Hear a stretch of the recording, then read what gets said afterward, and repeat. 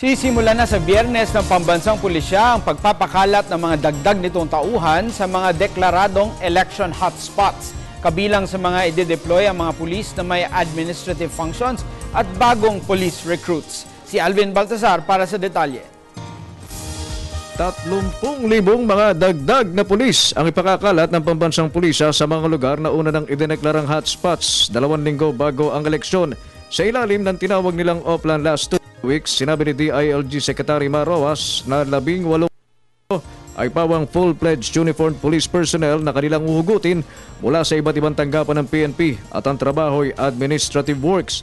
Ang 12,000 pwersa naman na isasabak ay bubuuin ng mga bagong police recruits na pansamantalang ire-recall mula sa schooling habang ang iba'y nasa training. Nakagawa po tayo ng isang magandang oplan na more or less additional 30,000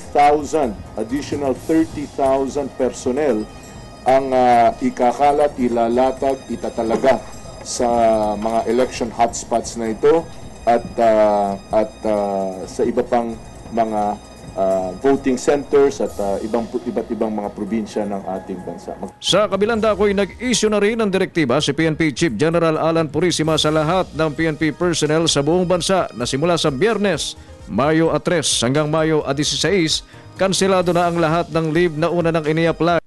Ibig sabihin, wala nang aaprubahan pang application para makapagbakasyon ng isang police personnel sa nabanggit na mga peryodo.